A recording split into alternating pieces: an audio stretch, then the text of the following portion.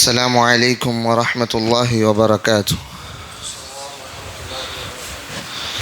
إن الحمد لله نحمده ونستعينه ونستغفره ونؤمن به ونتوكل عليه ونعوذ بالله من شرور أنفسنا ومن سيئات أعمالنا. من يهده الله فلا مضل له ومن يضلل فلا هادي له. ونشهد أن لا إله إلا الله ونشهد أن محمدا عبده ورسوله. يا أيها الذين آمنوا اتقوا الله حق تقاته ولا تموتن إلا وأنتم مسلمون. يا أيها الناس اتقوا ربكم الذي خلقكم من نفس واحدة وخلق منها زوجها وبث منهما رجالا كثيرا ونساء واتقوا الله الذي تساءلون به والأرحام إن الله كان عليكم رقيبا. أما بعد فإن أصدق الحديث كتاب الله وخير الهدي هدي محمد صلى الله عليه وسلم وشر الأمور محدثاتها وكل محدثة بدعة وكل بدعة ضلالة وكل ضلالة في النار. فأعوذ بالله السميع العليم من الشيطان الرجيم. بسم الله الرحمن الرحيم. وإنك لعلى خلق عظيم. وقال النبي صلى الله عليه وسلم إنما بعثت لأتمم مكارم الأخلاق.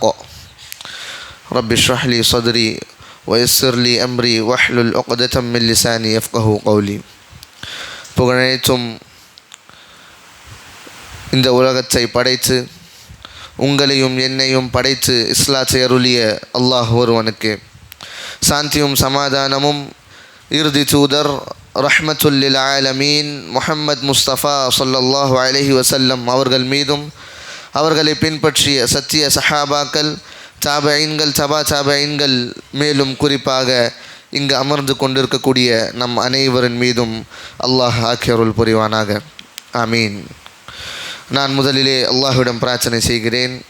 அல்லாஹ் சுப்ஹானஹு வ தஆலா எவ்வாறு நம் அனைவரையும் இங்கு இஸ்லாமிய மார்க்க கல்வியை கற்றுக்கொள்வதற்காக ஒன்று கூட செய்திருக்கிறானோ இதை போலவே அல்லாஹ் சுப்ஹானஹு வ தஆலா நம் அனைவருடைய அமல்களை ஏற்றுக்கொள்வானாக. ஆமீன். எல்லாமல்ல அல்லாஹ் நல்லடியார்களே, இஸ்லாமிய சகோதர சகோதரிகளே, அல்ஹம்துலில்லாஹ், நாம் முதலில் அல்லாஹ்வுடைய மாபெரும் கிருபையை மாபெரும் அருட்கொடையை தெரிந்து கொள்ள வேண்டும். அல்லாஹ் சுப்ஹானஹு வ தஆலா எங்கே நமக்கு இந்த ரமதான் மாதத்தை அடைய செய்தானோ இதில் நுழைந்து பல அமல்களை செய்வதற்கான பாக்கியத்தை தந்திருக்கிறானோ இதைவிட ஒரு படி மேலான அல்லாஹ்வுடைய அருட்கொடை என்று பார்த்தால் அல்லாஹ் நமக்கு இந்த கடைசி 10 அமல் செய்வதற்கான பாக்கியத்தையும் கொடுத்துருக்கிறான். அல்ஹம்துலில்லாஹ். இதை கருதி நாம் அல்லாஹ்விற்கு எவ்வளவு நன்றி செலுத்தினாலுமே அது நிச்சயமாக மிகையாகாது. இதனால் நாம் எங்கே நம்மளுடைய இபாதத்துகளை அதிகப்படுத்துகிறோமோ இதை போலவே நாம் அல்லாஹ்விற்கு நன்றி செலுத்துதலை மறக்கக்கூடாது. நிச்சயமாக அல்லாஹ் சுப்ஹானஹு வ தஆலா இதை தான் குர்ஆனில் சொல்கிறான், வ கலீலும் மின் இபாதிய ஷக்கூர். நிச்சயமாக எங்கே அல்லாஹ்வுடைய அருட்கொடையை அல்லாஹ் அள்ளி வீசுகிறானோ அள்ளி வழங்குகிறானோ இந்த அருட்கொடைகளை பெற்ற முஸ்லிம்கள் மனிதர்கள் அல்லாஹ்விற்கு நன்றி செலுத்துவதில்லை. ஆனால் நாம் அல்லாஹ்வுடைய மாபெரும் புனிதமான ரமதான் மாதத்தை அடைந்து இறுதி 10 நாட்களில் நுழைந்திருக்கிறோன்னா இதற்கான நிச்சயமாக அமல்கள் ஒரு பக்கம் இருக்கக்கூடிய தருணத்தில் அல்லாஹ்விற்கு அதிகமாக நன்றி செலுத்துபவர்களாக நாம் ஆக வேண்டும். இன்ஷா அல்லாஹ் இதை நாம் நிச்சயமாக இந்த இறுதி 10 நாட்களில் நம்மளுடைய இபாதத்துகளில் நுழைச்சி விட வேண்டும். இதே போலவே நாம் இன்றைய இந்த அமர்விலே இஸ்லாத்தினுடைய ஒரு மிகப்பெரிய ஒரு அங்கம், இஸ்லாம் கற்றுக் கொடுக்கக்கூடிய மிகப்பெரிய ஒரு சப்ஜெக்ட், எதை நாம் நம்முடைய வாழ்நாளிலே வாழ்க்கையிலே அதை பின்பற்றுவதற்காகவும் அதை நம்மளுடைய வாழ்க்கையில் இம்ப்ளிமெண்ட் செய்வதற்காக மறந்து விட்டோமோ, அதை ஒரு பொருட்கொள்ளாமல் எடுத்து விட்டோமோ அதை பற்றி இன்ஷா அல்லாஹ் பார்ப்போம்.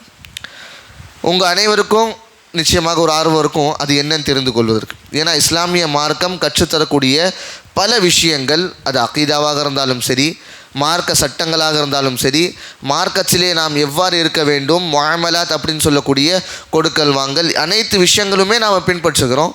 அப்போ எந்த விஷயத்தை நாம் விட்டு விட்டோம், ஆனால் இஸ்லாம் அதை ஒரு பெரிய அங்கமாக கருதுது அப்படின்னு பார்த்தீங்கன்னா, நிச்சயமாக இஸ்லாத்தில் இருக்கக்கூடிய நம் முஸ்லீம்கள் புறக்கணித்த மறந்துவிட்ட மிகப்பெரிய ஒரு விஷயம் அப்படின்னு பார்த்தீங்கன்னா, இஸ்லாம் நமக்கு கற்றுக் கொடுக்கக்கூடிய ஒழுக்கமாக இருக்கிறது, அஹ்லாக்.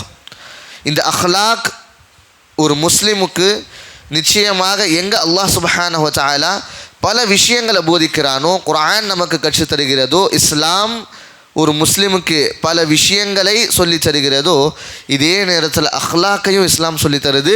ஒரு முஃமின், ஒரு முஸ்லிம், அல்லாஹ்வுடைய நல்ல அடியான் அஹ்லாக் இல்லாமல் இருக்க மாட்டான். நல்ல ஒழுக்கம் இல்லாமல் அந்த மனிதன் ஒரு முஸ்லீமாக மாற முடியாது. ஏன் அப்படின்னு பார்த்தீங்கன்னா, இந்த ஒழுக்கத்தினுடைய முக்கியத்துவம், இந்த ஒழுக்கத்தினுடைய மேன்மை, இந்த ஒழுக்கத்தினுடைய சீரியஸ்னஸ் இந்த ஒரே ஒரு ஹதீஸ்லேருந்து நீங்கள் புரிந்து கொள்ளலாம். இந்த ஒழுக்கத்திற்கு இவ்வளவு சிறப்பம்சம் இருக்கா, இல்லை இவ்வளவு பெரிய ஒரு பகுதி இஸ்லாம் இதுக்கு கொடுத்துருக்கா அப்படின்னு சொல்லி இந்த ஒரு ஹதீஸை நம்ம பார்த்து தெரிஞ்சுக்கலாம். அந்த எந்த ஹதீஸ்? ரசூலுல்லாஹ் ஸல்லல்லாஹு அலைஹி வஸல்லம் அவர்கள் எதற்காக அனுப்பப்பட்டாங்க? ரசூலுல்லாஹ் நேர்வழியை காண்பிப்பதற்காக. எங்கே இந்த உலகத்தில் இருள் சூழப்பட்டிருந்ததோ, இந்த இருள் சூழப்பட்ட மனிதர்களை ஒளியின் பக்கம் கொண்டு செல்வதற்காக அல்லாஹ்வின் தூதர் வந்தாங்க. இது எல்லாருக்கும் தெரியும். ஆனால் ரசூலுல்லாஹ் ஸல்லல்லாஹு அலைஹி வஸல்லமுடைய ஹதீஸ்லேருந்து நாம் தெரிந்து கொள்ளலாம், இறுதி தூதர், இந்த நபித்துவத்தினுடைய கடைசி தூதராக அல்லாஹ் அனுப்புகிறான். அப்படிப்பட்ட ரசூல் வந்து நமக்கு சொல்கிறாங்க, எதற்காக நான் அனுப்பப்பட்டேன் தெரியுமா? ரசூலுல்லாஹ் அவர்கள் சொல்கிறாங்க, இன்னமா புஇஸ்து லிஉத்தம்மிம மகாரிமல் அஹ்லாக். அல்லாஹு அக்பர். ரசூலுல்லாஹ் அவர்கள் சொல்கிறாங்க, நிச்சயமாக நான் அனுப்பப்பட்டதற்கான காரணம் என்ன? புஇஸ்து லிஉத்தம்மிம மகாரிமல் அஹ்லாக், உங்களிடையே மிகவும் மேன்மையான உயர்தரமான ஒழுக்கங்களை கற்றுத் தருவதற்காக அல்லாஹ் என்னை அருளினான். அல்லாஹு அக்பர். எதற்காக ரசூல் வந்தாங்க? இந்த குர்ஆனை சொல்லித் தருவதற்கு, நம்மளுடைய உள்ளத்தை தூய்மைப்படுத்துவதற்கு, நாம் தவறான பாதையிலிருந்து நேர் வழிக்கு வரக்கூடியவர்களாக மாற வேண்டும். இது எல்லா நோக்கம் ஒரு பக்கம். இந்த நோக்கத்திற்கான முதல் நோக்கம் ரசூலுல்லாஹ் அவர்கள் சொல்கிறாங்க, நான் அனுப்பப்பட்டேன் அப்படின்னா அல்லாஹ் சுப்ஹானஹு வ தஆலா இந்த ஒரு நோக்கத்தை வச்சுருக்கிறான், உத்தம்மிம மகாரிமல் அஹ்லாக். இந்த அஹ்லாக்கை கொண்டு உங்களை சீர்படுத்துவதற்காக, சீரழிந்து சென்றிருக்கக்கூடிய உலக மக்கள், சீர்கேடில் இருக்கக்கூடிய இந்த உலக மக்களை நல்ல ஒழுக்கங்களை கொண்டு இஸ்லாம் போதிக்க வேண்டும். இஸ்லாம் போதிக்கிறது, இதை சொல்வதற்காக, இதை நேர்வழிப்படுத்துவதற்காக நான் வந்திருக்கிறேன். இந்த ஒழுக்கம் அப்படின்னா நாம் நினச்சிட்ருக்கோம் ஒழுங்காக இருக்கிறது, அமைதியாக இருக்கிறது, அல்லது தவறான விஷயங்கள் இருந்து தவிர்ந்து கொள்வது மட்டுமே ஒழுக்கம். அப்படி இல்லை. மாறாக இஸ்லாம் தௌஹீத ஒழுக்கம் அப்படின்னு சொல்லுது. ஷிர்க் அப்படின்னு சொல்லக்கூடிய இந்த தவறான பாதையிலிருந்து நாம் நம்மளை தவிர்ந்து கொள்வது, நேர்வழிப்படுத்துவது எங்கே இது முதல் நன்மையாக இருக்கிறதோ, இதை இஸ்லாம் ஒழுக்கம் அப்படின்னு சொல்லுது. அல்லாஹ்வை கொண்டு நாம் பேணக்கூடிய ஒழுக்கம், அல்லாஹ்வை கொண்டு நாம் பேணக்கூடிய ஒழுக்கம் அப்படி என்னன்னு பார்த்தீங்கன்னா, தௌஹீதை கடைப்பிடிப்பது, அல்லாஹ்விற்காக நாம் இபாதத்துகளிலே முழுகி இருப்பது, அல்லாஹ்விற்காக நாம் அனைத்து இபாதத்துகள் செய்வது, இது நாம் அல்லாஹ்விடம் செய்யக்கூடிய ஒழுக்கங்களாக இருக்குது. இதை நாம் பேணணும். இதே போலவே நாம் அன்றாட வேலையில் செய்யக்கூடிய ஒழுக்கங்கள் பல விஷயங்கள் இருக்குது. இதை கொண்டு தான் ரசூலுல்லாஹ் ஸல்லல்லாஹு அலைஹி வஸல்லம் அவர்கள் முன்னுதாரணமாக வாழ்ந்து காமிச்சு சென்று போனாங்க. இதுதான் ரசூலுல்லாஹ் வாழ்ந்து காமிச்சாங்க. சீரத்தை நீங்கள் எடுத்து பாருங்கள். சீரத்தில் ரசூலுல்லாஹ் ஸல்லல்லாஹு அலைஹி வஸல்லம் அவர்கள் மீது அடுக்கடுக்கான அவதூறுகள், அடுக்கடுக்கான பொய்களை முஷ்ரிக்கீன்கள், மக்கத்து காஃபிர்கள் எத்தனையோ பொய்களை வச்சாங்க. ஆமாவா இல்லையா? ரசூலுல்லாஹ்வை மஜ்னூன் அப்படின்னு சொன்னாங்க. இவர் பித்தம் பிடிக்கப்பட்டவர், இவர் பைத்தியக்காரராக இருக்காருன்னு நவுதுபில்லாஹ் சொன்னாங்க.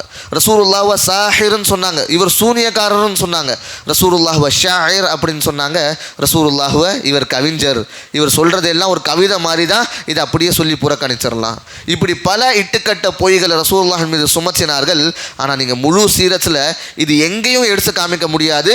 இந்த ரசூல் யார், இந்த முஹம்மத் தன்னைத்தான ரசூல்னு சொல்லிக் கொள்கிறார்களோ இவர் ஒழுக்க கெட்டவர். நீங்கள் எடுத்து காமிக்க முடியுமா? இல்லை நாம் சொல்ல முடியுமா? ஒரு முஸ்லீம் சொல்கிறத தவிர, சஹாபாக்கள் சொல்கிறத தவிர்த்து எந்த முஷ்ரிக்கீன்கள், எந்த மக்கத்து காஃபிர்கள் ரசூலுல்லாஹ்வை துரத்தி அடிக்க வேண்டும் என்கிற ஒரு நோக்கத்தை கொண்டு வாழ்ந்தார்களோ அப்பேற்பட்ட முஷ்ரிக்கீன்கள் காஃபிர்கள் ரசூலுல்லாஹ் ஒழுக்கம் கெட்டவரோ, ரசூலுல்லாஹ் கிட்ட ஒழுக்க குறைவு இருந்ததோ என்று சொல்லி இந்த நம்ம சீரத்தில் எந்த ஒரு பேஜ்லையும் காமிக்க முடியாது. அல்லாஹ் அக்பர். இது ரசூலுல்லாஹ் நமக்கு கொடுக்குற ஒரு மிகப்பெரிய ஒரு பகுதியாக இருக்குது. இதனால தான் அல்லாஹ் சுப்ஹானஹு வ தஆலா சொல்கிறான், வ இன்னக லஅலா குலுகின் அதீம். ரசூல் அவர்களே, இவர்கள் மற்ற அனைத்து விஷயங்களை கொண்டு உங்களுக்கு பொய் அவதூறுகள் பரப்பலாம், ஆனால் நீங்கள் எப்படி இருக்கீங்க? வ இன்னக லஅலா குலுகின் அதீம். நீங்கள் அஹ்லாக்கினுடைய, ஒழுக்கத்தினுடைய, அதபனுடைய மிகவும் உயர்ந்த தரத்தில் இருக்கீங்க. இந்த ஒழுக்கத்தை கொண்டு தான் நீங்கள் இஸ்லாத்தை பரப்ப போகிறீங்க. இந்த ஒழுக்கத்தை கொண்டு தான் நீங்கள் இபாதத் செய்ய போகிறீங்க. இந்த ஒழுக்கம் மட்டுமே நாம் முஸ்லிம்களாக இருக்கக்கூடிய மிகப்பெரிய அடையாளங்களில் ஒரு அடையாளமாக இருக்குது. ஒரு முஸ்லீம் அப்படின்னு சொன்னால் அவன் ஒழுக்கமுடையவனாக இருக்கணும். இதை கொண்டு மக்கள் பேசணும். இதுதான் இஸ்லாம் கற்றுக் கொடுக்குது. நீங்கள் சீரத்தை எடுத்து பார்த்தாலும் சரி, ஏன் தௌராத்தை எடுத்து பார்த்தாலும் சரி. தௌராத்னா என்ன? நமக்கு முன் சென்றிய மூசா அலைஹிஸ்ஸலாமுடைய வேதமாக இருந்தது. அந்த வேதத்தில் கூட ரசூலுல்லாஹ்வை எப்படி அல்லாஹ் சுப்ஹானஹு வ தஆலா வர்ணிக்கிறான் அப்படின்னு பார்த்தீங்கன்னா, இவர் நிச்சயமாக ஒழுக்கமுடையவர்களாக இருப்பாங்க. அல்லாஹ் அக்பர். தௌராத்தில் அம்ர் பின் அல்-ஆஸ் ரலியல்லாஹு அன்ஹு அவர் ஒரு முறை எடுத்து தௌராத்தை வாசிக்கும் பொழுது, அந்த தௌராத் அரபியில் இருந்தது. அந்த தௌராத்தை எடுத்து வாசிக்கும் பொழுது இந்த வசனங்கள் எல்லாம் வருது. எந்த நபி உங்களுக்கு பிறகு வரப்போகிறாரோ, இறுதி தூதராக இருக்க போகிறாரோ, அந்த நபியினுடைய பண்புகள் என்ன, சிஃபத்துகள் என்ன, அடையாளங்கள் என்ன, அந்த நபி ஒழுக்கத்தினுடைய உயர் தரத்தில் இருப்பார். அனைத்து ஒழுக்கங்களும் உங்களுக்கு கற்றுத் தருவார். சுப்ஹானல்லாஹ். இது ஒழுக்கத்தினுடைய இஸ்லாம் கற்றுக் கொடுக்கக்கூடிய முக்கியத்துவமாக இருக்குது. இந்த ஒழுக்கம் நாம் இன்றைய காலத்தில், இன்றைய சமுதாயத்தில் முஸ்லீம்கள் ஒழுக்கம் இல்லாதவர்களுங்கிற பட்டத்தை வாங்கியிருக்கோமோ, ஆனால் இஸ்லாம் ஒழுக்கத்தை மட்டுமே சொல்லித்தருது. எந்த அளவிற்குனா, பல அமல்களுக்கான நற்செய்தி, நற்கூலி, நன்மை, எத்தனையோ விஷயங்கள் இருக்குது. ஆமாவா இல்லையா? தொழுதால் இதற்கான நன்மை இருக்குது.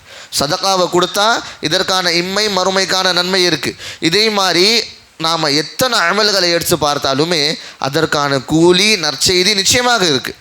ஆனால் அதுவே இந்த அஹ்லாக் ஒரு சிறிய விஷயந்தானே.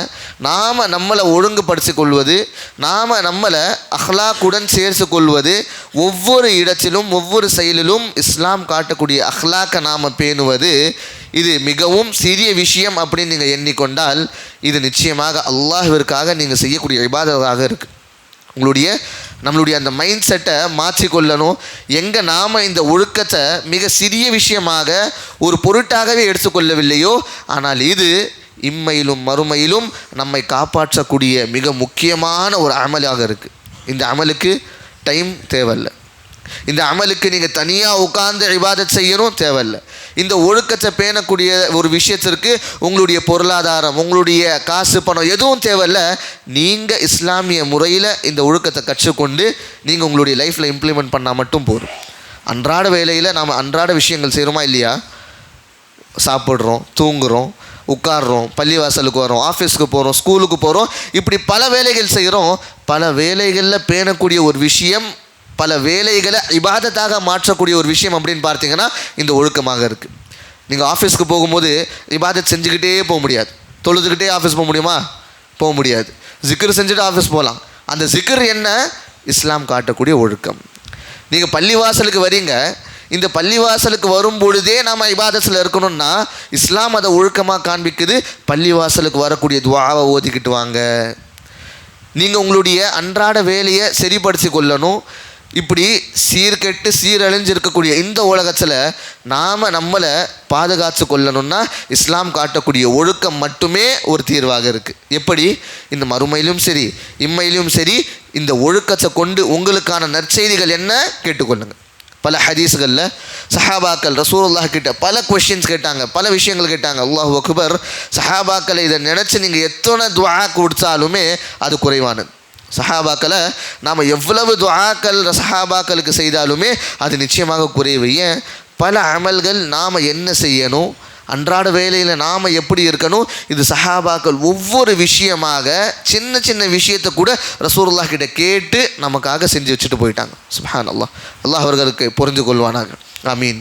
அப்படி ஒரு சஹாபா உன்னுடைய கூட்டம் ரசூலுல்லாஹ் ஸல்லல்லாஹு அலைஹி வஸல்லம் அவர்களிடம் இருந்து பல மார்க்க கல்வியை கற்றுக்கொள்ளக்கூடிய அந்த தருணத்தில் ரசூலுல்லாஹ் அவர்கள் சொல்கிறாங்க, உங்களுக்கு தெரியுமா, அல்லாஹ் சுப்ஹானஹு வ தஆலா நிச்சயமாக எந்த அமலை கொண்டு அதிகமாக சொர்க்கத்தை கொடுப்பான், சொர்க்கத்தில் அதிகமான அமல்களை செய்து யார் அதிகமாக சொர்க்கத்தில் போய் நுழைவாங்க, எந்த அமலை கொன்று என்று தெரியுமா?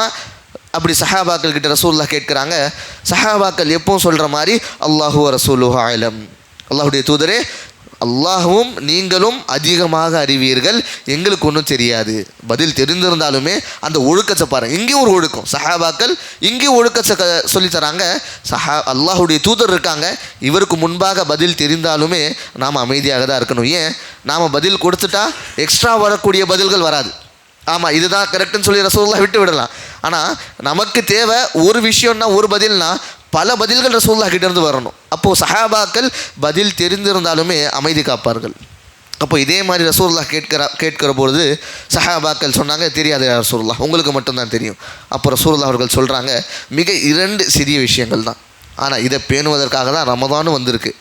அது என்ன? ரசூலுல்லாஹ் அவர்கள் சொல்கிறாங்க, இந்த 2 அமல்களை அதிகமாக செய்யுங்க, நிச்சயமாக அல்லாஹ் இதை கொண்டு பல மக்களை சொர்க்கத்துக்கு நுழைய வைப்பான். அது என்ன? அல்லாஹுடைய தூதர் ஸல்லல்லாஹு அலைஹி வஸல்லம் அவர்கள் சொல்கிறாங்க, தக்வல்லாஹ், அல்லாஹ்னுடைய இறையச்சம். இந்த ரமதான் எதற்காக வந்திருக்கு? இந்த ரமதானுக்குள்ளே நாம் நுழைந்து எந்த மிக முக்கியமான அடிப்படையான ஒரு விஷயத்தை கற்றுக்கொண்டு நாம் வரோம்னா இந்த தக்வா தான். அல்லாஹ் என்ன சொல்கிற குர்ஆனில், லஅல்லக்கும் தத்தகூன், இந்த ரமதான் உங்களுக்கு கொடுக்கப்பட்டதற்கான நோக்கம் என்ன? லஅல்லக்கும் தத்தகூன், நீங்கள் தக்வாவை கற்றுக்கொள்வதற்காக, உங்களுடைய உள்ளத்தில் இறையச்சம் இருப்பதற்காக. மேலும் 2ஆக ரசூலுல்லாஹ் சொல்கிறாங்க, வ ஹுஸ்னுல் ஹுல்க், உங்களுடைய ஒழுக்கம்தான். எந்த ஒரு மனிதன் நல்ல ஒழுக்கத்தை பேணி தன்னுடைய வாழ்க்கையை கடக்கிறானோ, தன்னுடைய வாழ்க்கையில் இந்த ஒழுக்கத்தை மட்டுமே தன்னுடைய வாழ்க்கையாக மாற்றிக்கொள்கிறானோ, இந்த மனிதர்கள், இப்படிப்பட்ட அல்லாஹ்வுடைய நல்ல அடியார்கள் நிச்சயமாக சொர்க்கத்தில் அதிகமாக நுழையக்கூடியவர்களாக இருப்பாங்க. அல்லாஹ் அக்பர். எப்படி? நம்ம ஒன்றும் செய்ய வேண்டாம், நம்மளை நாம் மாற்றிக்கொண்டால் போதும். எங்கே இந்த உலகத்தில் பல ஃபித்னாக்கள் உயிரை எடுத்துக்கொண்டு இருக்கிறதோ, இந்த மாதிரியான காலத்தில் நாம் ஒழுங்குபடுத்தி நம்மளை பார்த்துக்கிட்டால் மட்டும் போதும், சொர்க்கத்தை பெறுவதற்காக மிக முக்கியமான ஒரு அமலாக மாறிவிடும். இது மட்டும் இல்லை, மாறாக ரசூலுல்லாஹ் ஸல்லல்லாஹு அலைஹி வஸல்லம் இன்னொரு ஹதீஸில் சொல்கிறாங்க, நாளை மறுமை நாளில் நிச்சயமாக அல்லாஹ் சுப்ஹானஹு வ தஆலா எப்படி கணக்கெடுப்பான்? அல்லாஹ் சுப்ஹானஹு வ தஆலாவிடம் நம்மளுடைய கணக்கு வழக்கு நிச்சயமாக எடுக்கப்படும். ஒவ்வொரு நபரும் அல்லாஹ்விற்கு முன்பாக போய் நிற்கணும். நம்மளுடைய அமல்கள் அல்லாஹ் தராசுவில் எடை போடுவான். இது யாராச்சும் நிராகரிக்க முடியுமா? இல்லை புறக்கணிக்க முடியுமா? நிச்சயமாக இல்லை. ஒவ்வொரு மனிதனுடைய அமல்களை அல்லாஹ் அந்த தராசுவில் வச்சு தான் தீருவான். அந்த தராசுவில் மிக அதிக எடை கொண்ட ஒரு அமலை பற்றி ரசூலுல்லாஹ் அவர்கள் சொல்கிறாங்க, மா மின் ஷைஇன் யூஸவு ஃபில் மீசானி அஸ்கல், அதாவது நிச்சயமாக நாளை மறுமை நாளிலே மிகவும் எடை கொண்ட ஒரு அமல் அல்லாஹ்விடம் இருக்குது. அந்த தராசுவில் உங்களுடைய அமல்களை அல்லாஹ் வைக்கும் பொழுது இந்த விஷயம், இந்த அமல் இல்லைன்னா உங்களுடைய தராசு அவ்வளோ வெயிட்டாக இருக்காது. ஆனால் வெயிட் ஆகணும், எடை கூடணும்னா எந்த அமலை நீங்கள் செய்யுங்க? ரசூலுல்லாஹ் அவர்கள் சொல்லித்தராங்க, மின் ஹுஸ்னில் ஹுல்க், நல்ல ஒழுக்கங்களை விட எந்த அமலும் உங்களுக்கு தராசுவில் எடை கூடாது. அல்லாஹ் அக்பர். இந்த ஒழுக்கம், இந்த நல்ல ஒழுக்கங்களை எந்த ஒரு மனிதன் பேணுகிறானோ, இம்மையிலும் சரி மறுமையிலும் சரி அல்லாஹ்விடம் நற்செய்தியை பெறுபவனாக, அந்த அல்லாஹ்விடம் சொர்க்கத்திற்கான மிகப்பெரிய ஒரு அந்தஸ்தை பெறுவதற்காக இந்த ஒழுக்கமாக அல்லாஹ் சுப்ஹானஹு வ தஆலா மாற்றியிருக்கிறான். அல்லாஹ் அக்பர். மேலும் இன்னொரு ஹதீஸில் எடுத்து பார்த்தா சுப்ஹானல்லாஹ், இந்த ஒழுக்கத்தினுடைய முக்கியத்துவம் எந்த அளவிற்கு தெரிகிறதுனா, நாம் நிச்சயமாக படிச்சிருப்போம், கயாமத் நாளினுடைய அந்த நிலைமை, கயாமத் நாளினுடைய அந்த சிச்சுவேஷன் எப்படி இருக்கும்? ஒவ்வொருவரும் ஒவ்வொரு அமலிற்காக இயங்கி கொண்டிருப்போம். ஆமாவா இல்லையா? ஒரு தாய் தன்னுடைய குழந்தையை பார்த்து ஓடுவான்னா அல்லாஹு அக்பர், அது எந்த மாதிரியான நாளாக இருக்கும்னு சொல்லி நீங்கள் நினச்சி பாருங்கள். ஒரு தாய், எந்த தாய் தன்னுடைய மகன் தவறு செய்தால் கூட அதை தாங்கி கொண்டு அதை கவர் செஞ்சு அந்த தப்பை திருத்தி கொள்வாளோ, அப்படிப்பட்ட தாய் அந்த மறுமை நாளில் தன்னுடைய குழந்தையை பார்த்தா ஓடுவாள். அல்லாஹு அக்பர். அப்பேற்பட்ட நாளில் நாம் ஒரு இடம், நல்ல இடம், சேஃபான ஒரு இடத்தை தேடிக்கொள்ளணும்னா அது ரசூலுல்லாஹ்வுடைய நெருக்கமாக மட்டும்தான் இருக்கும்.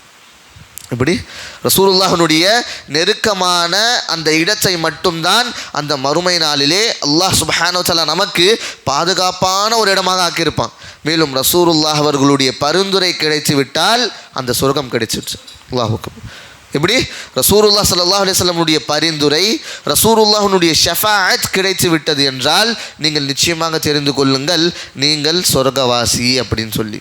ஏன் அந்த நாளைக்கு மறுமை நாள் அன்று எந்த ஒரு நபியினுடைய ஷஃபாஅத் அல்லாஹ் சுப்ஹானஹு வ தஆலா ஏற்றுக்கொள்வான் அப்படின்னு பார்த்தீங்கன்னா அது நம்முடைய கடைசி தூதர் ஸல்லல்லாஹு அலைஹி வஸல்லம் அவர்களாக மட்டும்தான் இருக்காங்க. அப்போ ரசூலுல்லாஹ் சொல்கிறாங்க, இப்பேற்பட்ட நபியினுடைய ஷஃபாஅத், என்னுடைய நெருக்கம், என்னுடைய பக்கத்தில் நிற்கக்கூடிய அந்த பாக்கியம் யாருக்கு கிடைக்கும்? ரசூலுல்லாஹ் இந்த ஹதீஸில் சொல்கிறாங்க, அலா உஹ்பிருக்கும் பி உஹப்பிக்கும் இலைய வ அக்ரபக்கும் மின்னி. யார் மறுமை நாளில் இந்த உலகத்தில் நீங்கள் எனக்கு உன்னுடைய நெருக்கமாக தான் இருப்பீங்க. முஸ்லிம் ஒரு முஃமின் அப்படின்னு சொன்னால் நிச்சயமாக நீங்கள் அல்லாஹ்வுடைய தூதர் ஸல்லல்லாஹு அலைஹி வஸல்லம் அவர்களுக்கு நெருக்கமாக இருப்பீங்க. ஆனால் அந்த மறுமை நாளில் யார் உங்களை கொண்டு வருவா? அப்போ நீங்கள் செய்யக்கூடிய அமலாக தான் இருக்கும். கேட்டுக்கொள்ளுங்கள், எந்த அமல்? அஹ்ஸனுக்கும் ஹுலுகா. நிச்சயமாக நாம் இந்த உலகத்தில் ரசூலுல்லாஹ்வை பார்த்ததில்லை, ரசூலுல்லாஹ்வை நாம் கேட்டதில்லை. ஆனால் ரசூலுல்லாஹ்வை பார்க்காம ஈமான் கொள்கிறோன்னா எந்த அளவுக்கு ரசூலுல்லாஹ் நம்மளை பிடிச்சிருப்பார். இதை கொண்டு தான் ரசூலுல்லாஹ் பல முறை நமக்காக துவா செஞ்சுருக்காங்க.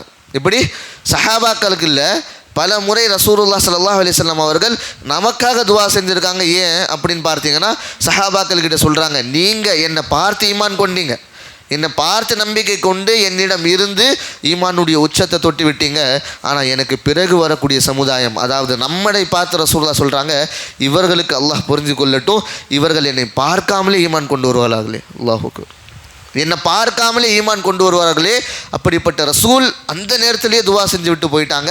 ஆனால் அல்லாஹ் சுப்ஹானஹு வ தஆலா மறுமை நாளில் ரசூலுடைய கிட்டத்தில் இருக்கக்கூடிய பாக்கியம், அருகில் இருக்கக்கூடிய பாக்கியத்தை தருவான்னா, அஹ்ஸனுக்கும் ஹுலுகா, நீங்கள் உங்களுடைய அஹ்லாக்கை, அதபை, உங்களுடைய ஒழுக்கத்தை நிச்சயமாக ஏற்றுக்கொள்ளுங்கள், நிச்சயமாக சீர்படுத்திக் கொள்ளுங்க. இந்த ஒழுக்கம் ரசூலுல்லாஹ் அவர்களுடைய பக்கத்தில் கொண்டு போய் நிப்பாட்டி வைக்கும். ரசூலுல்லாஹ் உங்களை அடையாளம் கொள்வார்கள் என்றால் இந்த ஒழுக்கத்தை கொண்டு தான், இந்த ஒழுக்கத்தை கொண்டு தான் நிச்சயமாக ரசூலுல்லாஹ் உங்களுக்கு ஷஃபாஅத் செய்வார்கள் என்று சொன்னால் இது மிகையாகாது. இதுதான் உண்மை. இந்த ஒழுக்கத்தினுடைய முக்கியத்துவம் இதுதான் மிக முக்கியத்துவமாக இருக்குது. இது நிச்சயமாக இஸ்லாம் வழிகாட்டக்கூடிய மிகப்பெரிய ஒரு அமலிலே ஒரு அமலாக இருக்குது.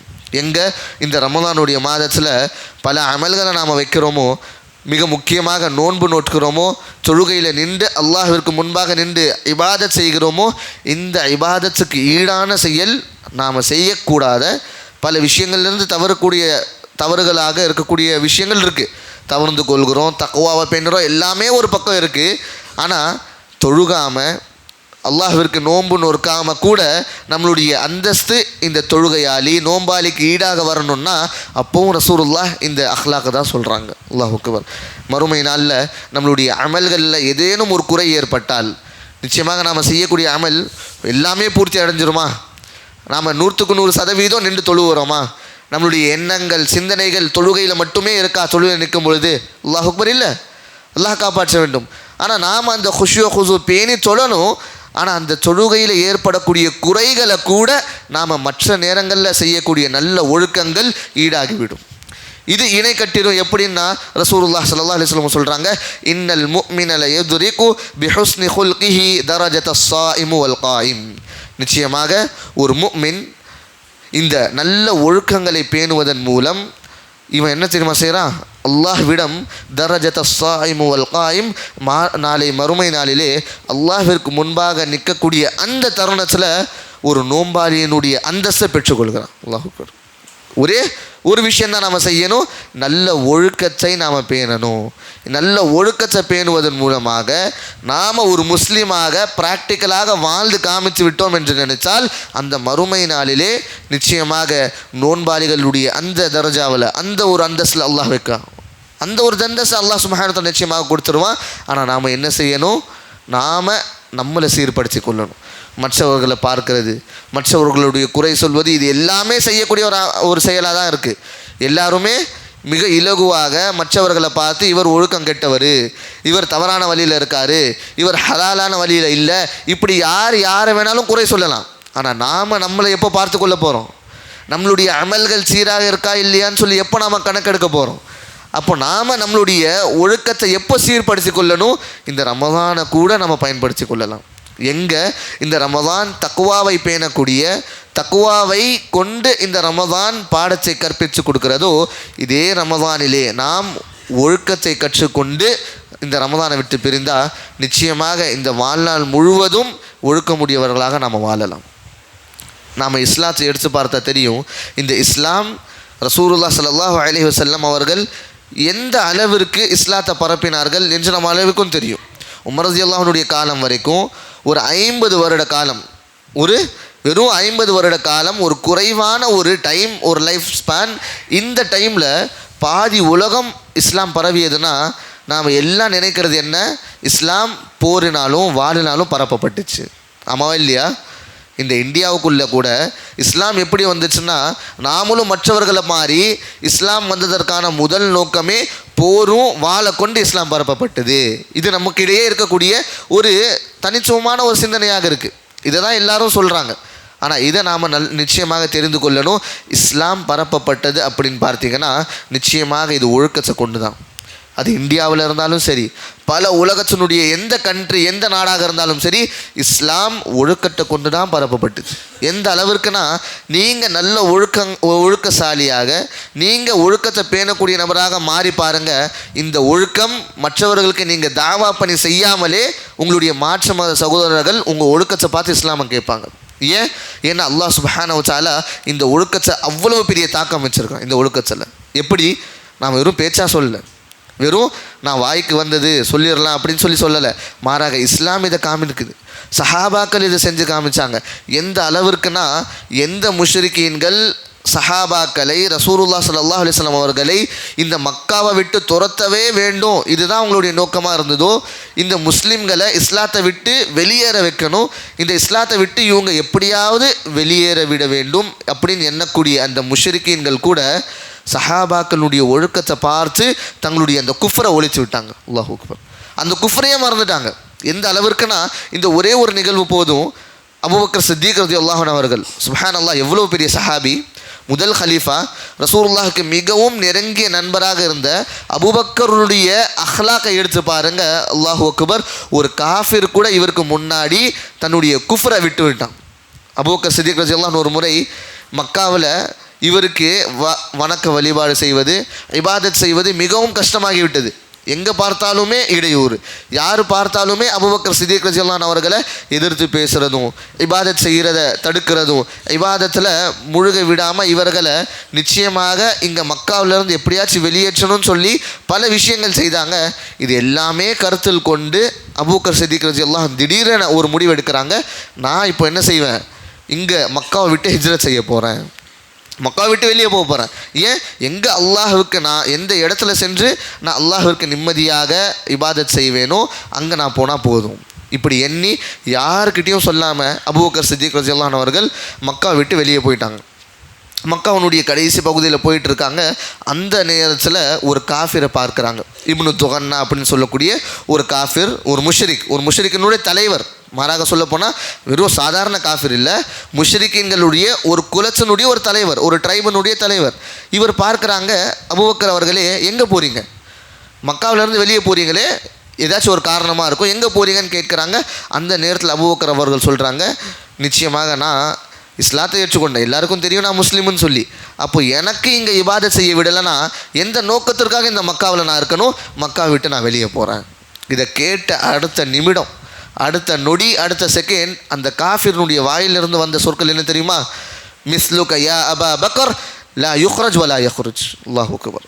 அபூபக்கர் அவர்களே, உங்களை போல ஒரு மனிதன், உங்களை போல ஒழுக்கமை கொண்ட, இந்த ஒழுக்கத்தை பேணக்கூடிய ஒரு நல்ல மனிதன், எல்லோருக்கும் உதவி செய்யக்கூடிய ஒரு மனிதன், லா யக்ருஜ் வலா யுக்ரஜ், நீங்கள் வெளியவும் போகக்கூடாது, உங்களை எவனும் வெளியே எடுக்கக்கூடாது. அல்லாஹ் அக்பர். யாராக இருந்தாலும் பரவாயில்ல, உங்களை வெளியேற்றக்கூடாது.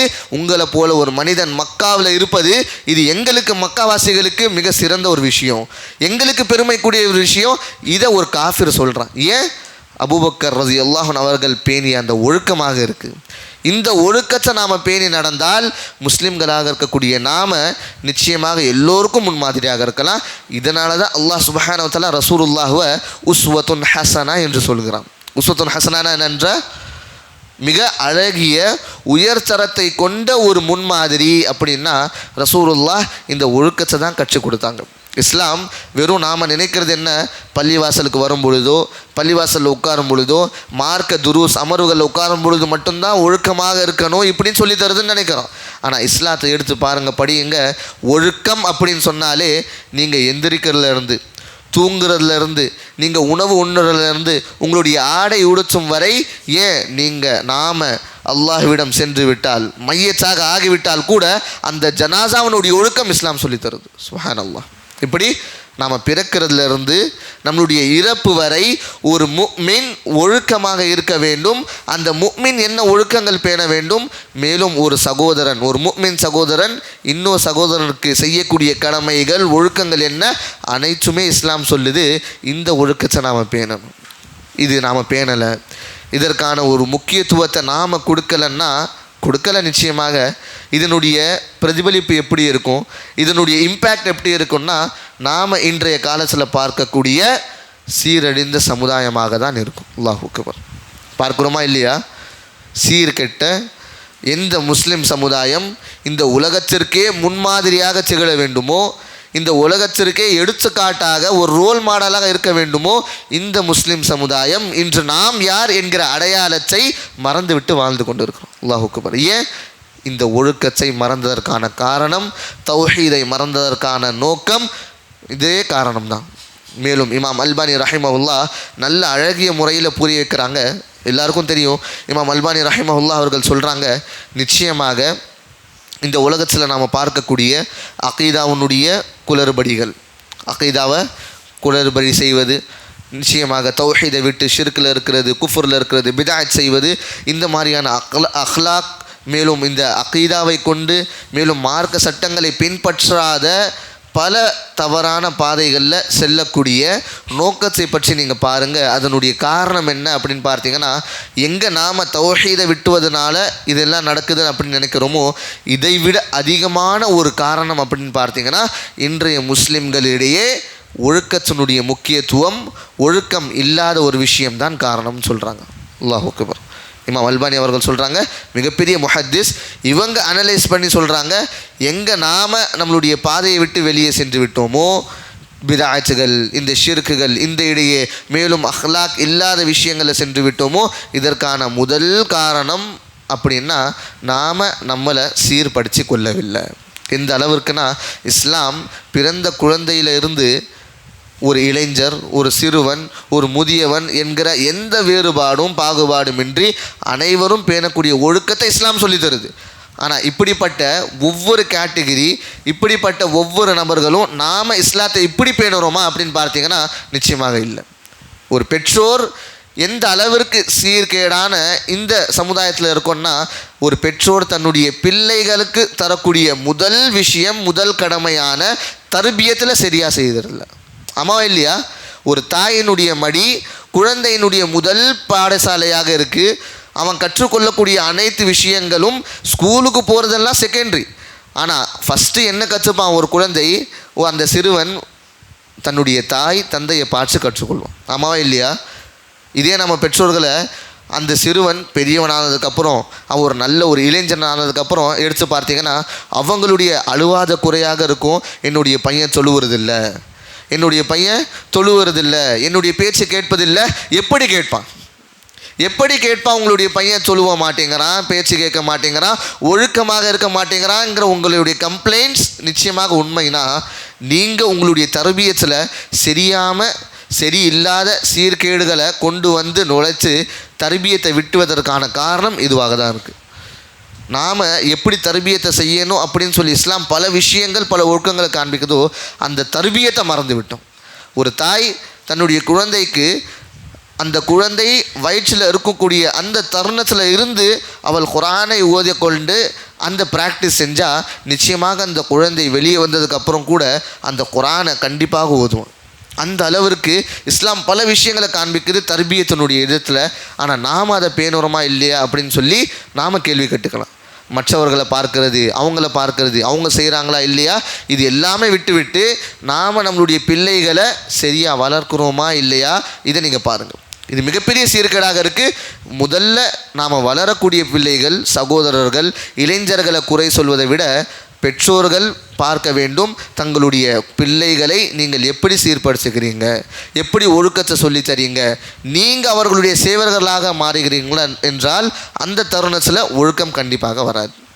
இதே பையன், இதே சிறுவன் இளைஞராக மாறிவிட்டான் என்றால் அந்த நேரத்தில் அல்லாஹ் அக்பர், எந்த இளைய சமுதாயம் இஸ்லாத்தினுடைய முதுகு தூணாக இருக்க வேண்டுமோ, எந்த இஸ்லாமிய இளைஞன் இஸ்லாத்தை கொண்டு மிகப்பெரிய ஒரு பெருமை சொல்லக்கூடிய, பெருமைப்படுத்தக்கூடிய ஒரு இளைஞனாக மாற வேண்டுமோ, அதே இளைஞர்களிடையே இன்று காணப்படக்கூடிய சீர்கேடுகள் அல்லாஹ் காப்பாற்ற வேண்டும், அல்லாஹ் காப்பாற்ற வேண்டும். நிச்சயமாக சொல்கிறேன், நம்ம அல்ஹம்துலில்லாஹ் மஸ்ஜிதை கொண்டு மஸ்ஜிதில் நெருக்கமாக இருக்கக்கூடிய இந்த இளைஞர்களை தவிர்த்து, இஸ்லாத்துக்கு நெருக்கமாக இருக்கக்கூடிய இளைஞர்களை தவிர்த்து, இல்லா மாஷா அல்லாஹ் மற்றவர்கள் யார் இஸ்லாமிக் ஸ்கூலில் படிக்கிறாங்களோ அங்கேயே நீங்கள் போய் சஹாபாக்களுடைய பேரை கேட்டு பாருங்கள், பல நபர்களுக்கு தெரியாது, பல இளைஞர்களுக்கு தெரியாது.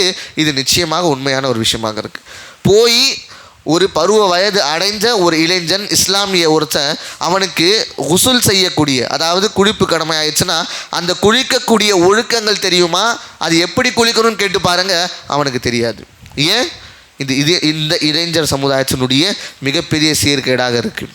பேசக்கூடிய வார்த்தைகளை எடுத்துக்கொள்ளுங்க, பழகக்கூடிய நண்பர்களை எடுத்துக்கொள்ளுங்க. நிச்சயமாக இளைஞர்கள் நாம் இந்த நட்பை மிகப்பெரிய விஷயமாக எண்ண வேண்டும். எங்கள் நண்பர்களுக்காக பல விஷயங்களை விட்டு கொடுத்துட்றோமோ அதே நண்பர்களை கொண்டு இஸ்லாம் சொல்கிறது. அல்லாஹுடைய தூதர் ஸல்லல்லாஹு அலைஹி வஸல்லம் ஹதீஸில் சொல்கிறாங்க, அல் மர்உ அலா தீனி ஹலீலி. நிச்சயமாக ஒரு மனிதனுடைய தீன், ஒரு மனிதனுடைய மார்க்கம், ஒரு முஃமினுடைய மார்க்கத்தை பற்றி நீங்கள் தெரிந்து கொள்ளணுன்னா அவனுடைய நண்பனை பாருங்கள், அவனுடைய நண்பனை பாருங்கள். அந்த நண்பன் நிச்சயமாக நல்ல முறையில் இருந்தால் அந்த நட்பு கயாமத் நாளில் அந்த இருவர்களுக்குமான நல்ல உறவாக பேணக்கூடிய விஷயமாக மாறும். ஆனால் அதே நட்பு சீர்கேடில் கொண்டு போச்சுன்னா, எந்த நட்பு தவறான பாதையில் கொண்டு போகிறதோ இந்த நட்பை கொண்டு நீங்கள் இங்கே வருந்த மாட்டீங்க. எங்கே நல்லா இருக்கும் நமக்கு இந்த நண்பர்களை கொண்டு, ஆனால் இந்த நண்பர்களை கொண்டு நாம் எங்கே கொண்டு போய் வருந்துவோம், அல்லாஹ் கிட்ட நின்றுட்டு அந்த மறுமை நாளில் நின்று சொல்லுவோம், யா லைத்தனி லம் அத்தஹிஸ் ஃபுலானன் ஹலீலா. யா அல்லாஹ், நிச்சயமாக இந்த மறுமையில் நின்று நான் வருந்துகிறேன், நான் இந்த நண்பனை கொண்டு உலகத்தில் நட்பு வைக்காமல் இருந்ததுனாலே நல்லா இருந்திருக்குமே. அல்லாஹ் அக்பர். இப்படிப்பட்ட நண்பர்களை நாம் இன்றைக்கி சந்தித்தா நாம் மாற்றக்கூடியவர்களாக இருக்கணும், இந்த இஸ்லாமிய சமுதாயம் மாறுவதற்காக.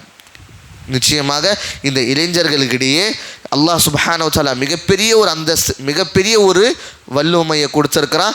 நீங்கள் இஸ்லாத்தை எப்படி பின்பற்றுகிறீர்களோ, இஸ்லாத்தை எப்படி நீங்கள் மற்றவர்களுக்கு ரிஃப்ளெக்ட் பண்ணுறீங்களோ, இதுதான் இன்றைய இஸ்லாமாக காணப்படும். நாம் பொதுவாக என்ன பார்க்குறோம், 2 விஷயங்கள் இந்த இளைய சமுதாயத்தில் பார்க்கலாம். ஒன்று, இஸ்லாமினுடைய மார்க்க கல்வி கண்டிப்பாக இல்லாத ஒரு தருணம்.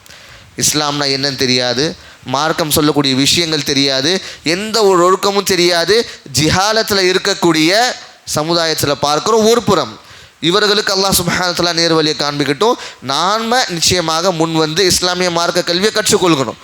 இது ஜிஹாலத், அறியாமை இஸ்லாத்தில் இருக்கக்கூடிய மிகப்பெரிய ஒரு நோயாக கருதப்படுகிறது. இந்த ஜிஹாலத், அறியாமை, இஸ்லாம் என்ன சொல்லுது, எந்த ஒழுக்கங்களை பேணி நாம் இஸ்லாத்தை ஃபாலோ பண்ணக்கூடிய அந்த அறிவு, பொது அறிவு நமக்கு இல்லைன்னா நிச்சயமாக இப்படிப்பட்ட சமுதாயம் கண்டிப்பாக வெற்றி அடையாது. ஆனால் அதே பக்கம் இன்னொரு புறத்தை பார்த்தோன்னா, ஒரு காயினுக்கு எப்படி 2 புறம் இருக்கோ, அதே இளைய சமுதாயம் எங்கே இஸ்லாத்தை பற்றி படிக்குதோ, தெரிந்து கொள்கிறதோ, இங்கே ஒரு மிகப்பெரிய ஃபித்னா ஏற்படுகிறது. உலமாக்களை கொண்டு இவங்க இஸ்லாத்தை படிக்கிறது இல்லை. உலமாக்களிடம் எப்படி இஸ்லாம் படிக்க வேண்டுமோ, இஸ்லாமிய மார்க்க கல்வி எப்படி கற்றுக்கொள்ள வேண்டுமோ, இது எதுவுமே படுத்து கொள்ளாமல், எதுவுமே பொருட்கொள்ளாமல் நாமளே இஸ்லாமை படிச்சுக்கலாம், நாமளே இஸ்லாத்தில் புரிஞ்சுக்கலாம் அப்படின்னு சொல்லி இப்பொழுது பல தவறான, பல வழிகேடான சிந்தனைகளில் நம்மளுடைய இளைஞர்கள் காணப்படுறாங்க. அல்லாஹ் காப்பாற்ற வேண்டும். ஓப்பனாக சொல்ல போனோம்னா ஹவாரிகளுடைய ஃபித்னாக்களில் மூழ்கி இருக்கிறாங்க நம்மளுடைய இளைஞர்கள். அல்லாஹ் காப்பாற்றணும். ஏன்?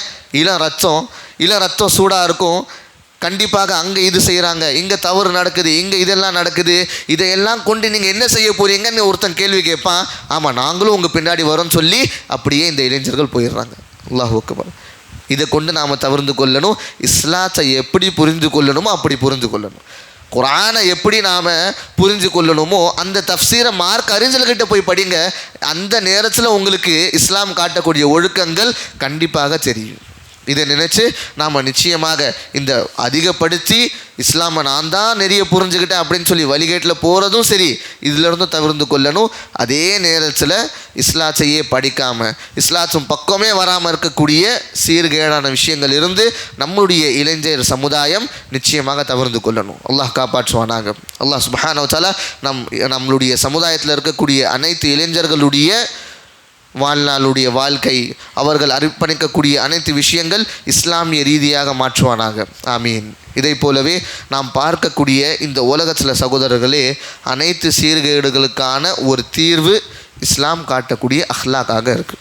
நீங்கள் இஸ்லாமை படிங்க, இஸ்லாமில் சொல்லப்பட்ட அஹ்லாக்கிய விஷயங்களை ஏற்றுக்கொள்ளுங்க. நிச்சயமாக இது இம்மையிலும் சரி மறுமையிலும் சரி உங்களுக்கு சொர்க்கத்தினுடைய அந்த பாதையில் வைக்கக்கூடிய ஒரு அமலாக இருக்குது. ஆகையால் எந்த இஸ்லாம் நமக்கு அகீதாவை சொல்லி தருகிறதோ, எந்த இஸ்லாம் நமக்கு சட்ட திட்டங்களை பற்றி விளக்குகிறதோ, எந்த இஸ்லாம் அனைத்து ரீதியாகவும் ஒரு தெளிவான பதிலாக இருக்கிறதோ, அதே இஸ்லாம் காட்டக்கூடிய இந்த அஹ்லாக்கை பேணக்கூடிய நபர்களாக நம்ம மாற வேண்டும். அல்லாஹ் சுப்ஹானஹு வ தஆலா நம் அனைவருக்கும் இந்த அமர்விலே கேட்டக்கூடிய அனைத்து விஷயங்களின் மீதும் அமல் செய்யும் பாக்கியத்தை தந்தருள் புரிவானாக. ஆமீன். மேலும் அல்லாஹ் சுப்ஹானஹு வ தஆலா நம் முஸ்லிம் சமுதாயத்தை ஒரு ஒழுக்கமிக்க முஸ்லிம் சமுதாயமாக மாற்றி மற்றவர்களுக்கு ஒரு நல்ல உதாரணமாக திகழக்கூடிய முஸ்லிம்களாக மாற்றி அமைப்பானாக. ஆமீன். வ ஆகிரு தஅவானா அல்ஹம்துலில்லாஹி ரப்பில் ஆலமீன். வஸ்ஸலாமு அலைக்கும் வரஹ்மத்துல்லாஹி வபரகாத்துஹு.